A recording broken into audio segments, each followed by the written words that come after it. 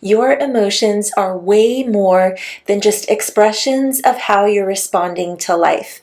Emotions are energy in motion, and they have the power to mobilize our vital energy in a particular way. When an emotion is excessive, it can actually disrupt our energy and cause imbalances in our body, heart, mind, or spirit. In this video, we're going to talk about the 7 emotions as we understand them from the view of traditional Chinese medicine, how they affect our vital energy, our qi, and what we can do to harness this energy and our emotions to promote health and longevity. It's so important for us to acknowledge how we're feeling most of the time. Many of us ignore our feelings. We don't realize that they'll affect the body until we actually start experiencing severe symptoms. So, for example, if you have been dealing with anxiety, you may just think that this is part of motherhood or part of your job, and you won't do anything about it until you start having serious heart palpitations or a hard time sleeping at night. Same with fear, which tends to keep people stuck. You may not do anything about it or see that the emotion of fear is related to your health and your life experiences until you have debilitating back pain. So I'm doing this video to help you see beyond that, to actually see your emotions very clearly, that they have a physical impact in your life from this energetic bridge. Remember, energy is the link between the body, heart, mind, and spirit. So between the physical, our emotions, our thoughts, our mindset, and how well we feel we're supported by spirit. So I'm hoping that by the end of this video, you realize that your emotions are giving you major clues that the way you are responding to life needs to change. And I also want you to see that how working with your emotions mindfully can prevent disease and help you live a very long, joyful life. All right, so let's get into the 7 emotions, and then after I introduce these to you, I'll talk about how to work with them. Like I said, there are 7 emotions in traditional Chinese medicine, and these are related to the 5 elements and also the 5 vital yin organs that are associated with them. These 7 emotions are anger, excitement, worry, grief, fear, sadness, and shock. When we are healthy, the energy is flowing freely in the body. It's distributed evenly. Our emotions are pretty even. Everything in our lives feels very easygoing. And it could be something from the outside that's causing an emotional shift, which then affects the physical. It is quite possible also that we have something physically going on with us that affects our emotions. For this video, we're talking about the first, how emotions themselves, when they are prolonged, when they are excessive, how they can contribute to physical dis-ease. So emotions can disrupt our energy in the following ways. Let's talk about anger first. This is a big one for many of us. And we're talking about all forms of anger. So this can range from a mild irritation and frustration to fury, to rage. And of course, these are different levels, and you will be experiencing a greater physical impact, most likely in your body, when it is fury and rage. That's going to be really obvious, but that doesn't mean that that's worse, because if you are used to being irritated all the time, if you get frustrated easily, it's very easy to think this is part of your personality. And for that reason, it may be prolonged. It may be doing potentially more damage to the body because you've become used to it. And anger in all its forms tends to rise. So anger is a hot emotion. Like heat, it rises. That's a very easy way to remember this. And as a result, we start to experience physical imbalances such as headaches, high blood pressure, red eyes. So again, heat and upward moving manifestations of energy imbalance. And anger is related to the wood element and the liver organ. Now with excitement, this is related to the fire element and with the heart. Other related emotions are joy, elation, delight, and happiness. We usually think of this as being good, right? Most of us want to be happy all the time, but we can get too much of a good thing. So these emotions affect our energy by relaxing it. So making it slow down and relaxed. Again, that can happen too much. If we are constantly in this state, we may have a harder time relating to life and being able to see clearly when something else is off, or to relate to someone else who is feeling sad or depressed. There could be a major disconnection there. But also physically, if we are constantly on this high, it is very hard to sustain that energy. And so it slows because we're exhausted. So one situation where this is pretty obvious is if someone is experiencing manic depressive disorder. They are in the state of mania that is not sustainable.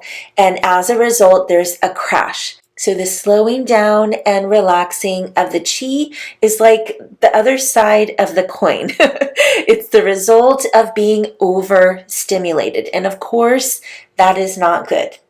Now, worry. Worry is related to the earth element and to the spleen. And worry, as well as contemplation, pensiveness, generally overthinking, can make our energy stuck. And it tends to get stuck here in our center. So obviously, when it's stuck there, it can affect our digestion.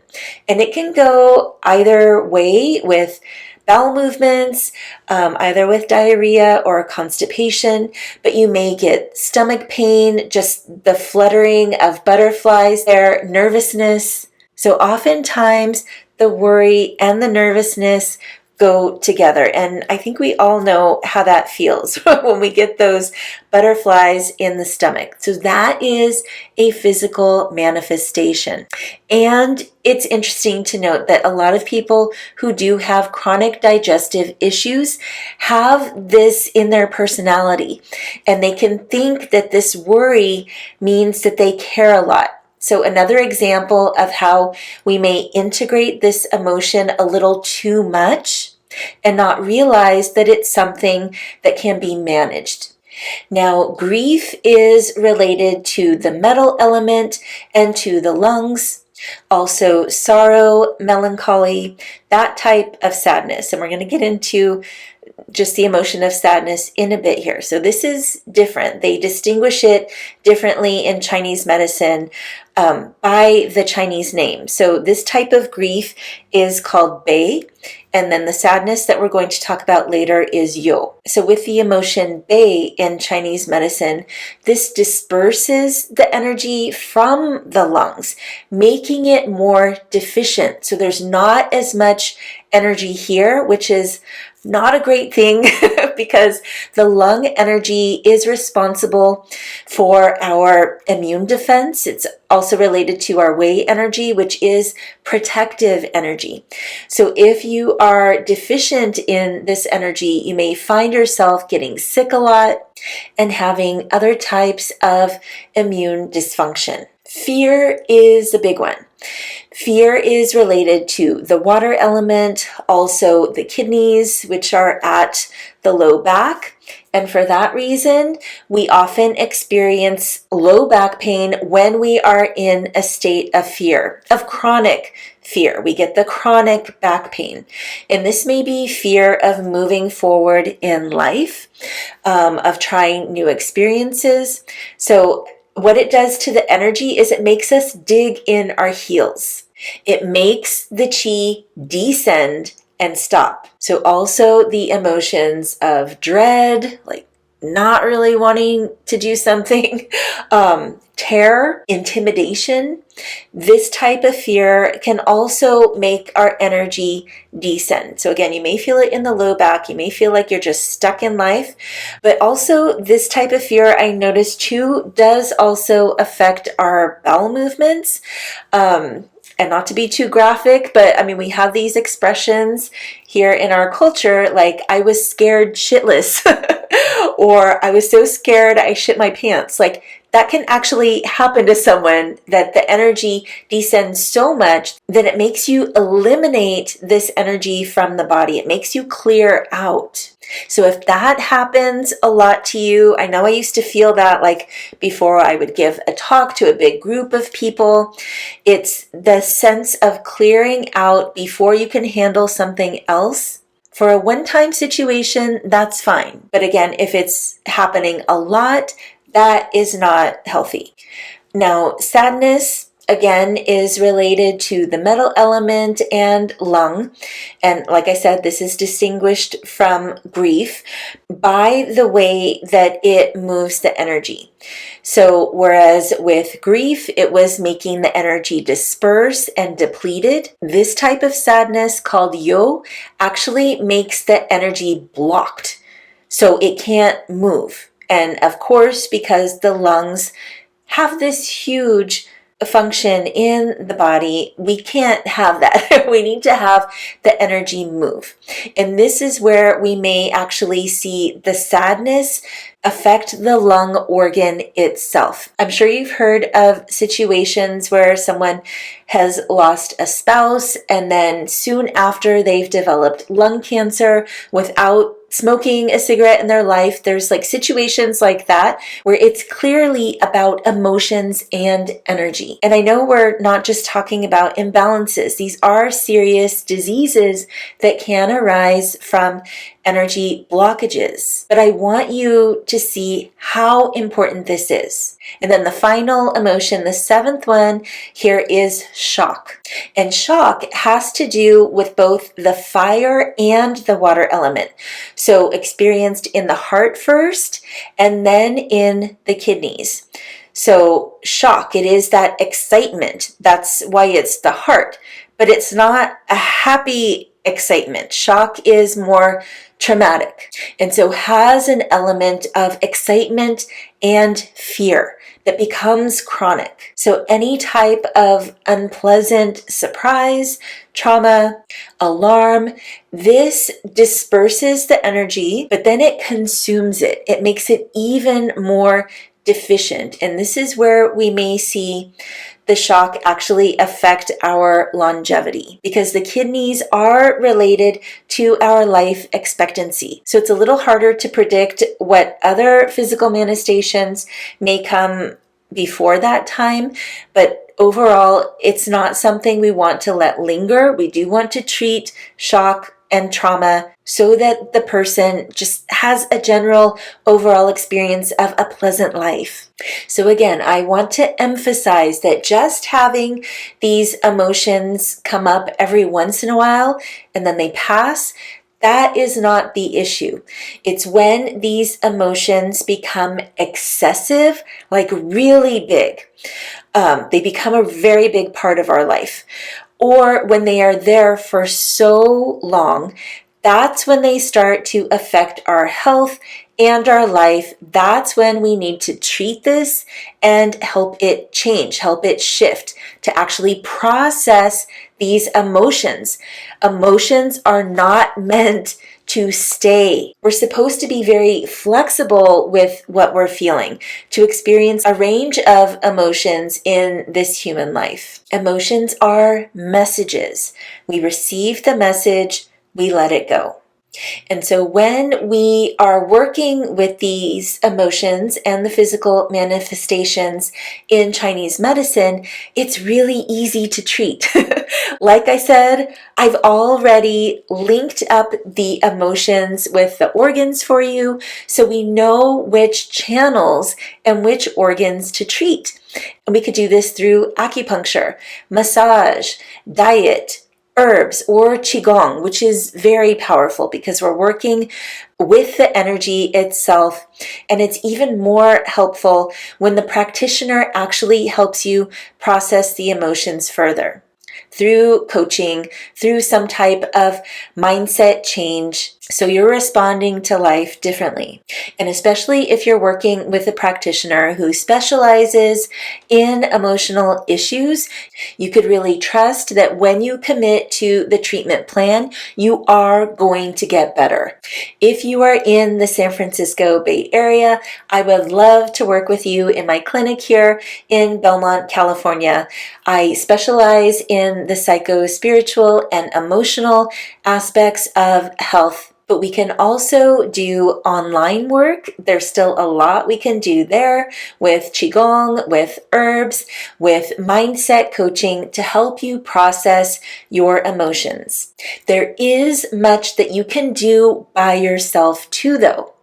So just acknowledging that these emotions are coming up, just learning that they have an impact on your body. I'm sure you're going to be looking at them in a different light, learning this information I just shared. And you can use your intuition about how you can manage it. The example of anger with our energy rising. Once you feel that, you can clearly see, okay, it's the anger that's causing this headache, that's causing this neck pain.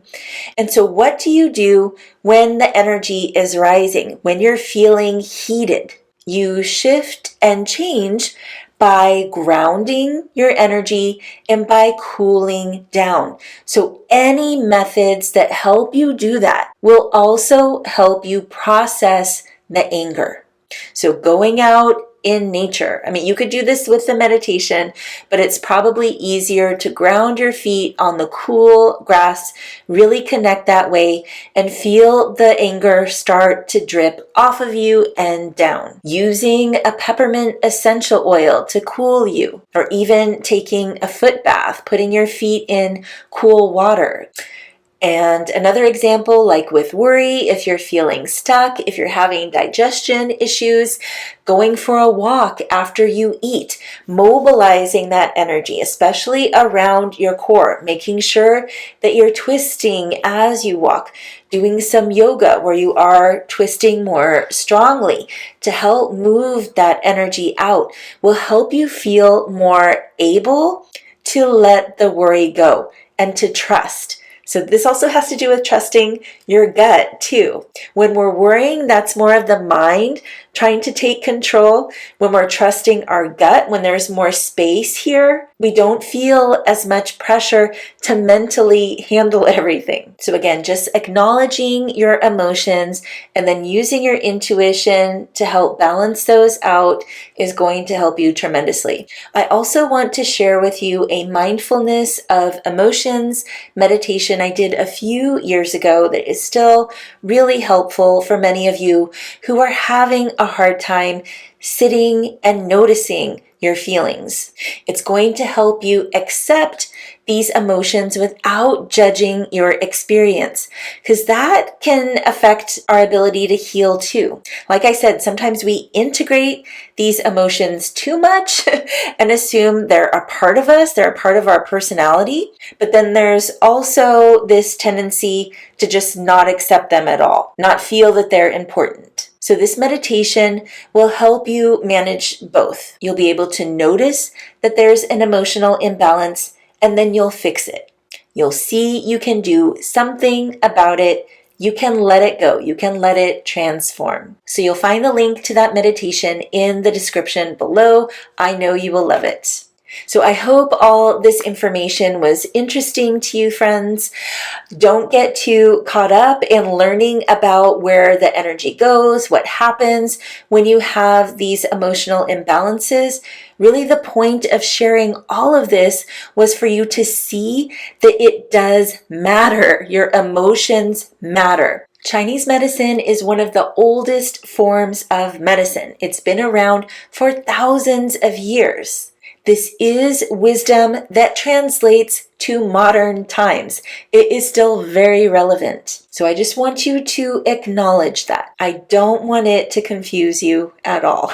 And so hopefully this gives you something to work with. Again, if it is confusing, it's always best to work with a practitioner. So let me know if you need any help finding one in your area. Reach out if you would like to work with me. And if you enjoyed this video, please give it a thumbs up, friends. This really helps my channel grow, as well as sharing this video with someone who can use this support. I will see you again soon. Many blessings to you.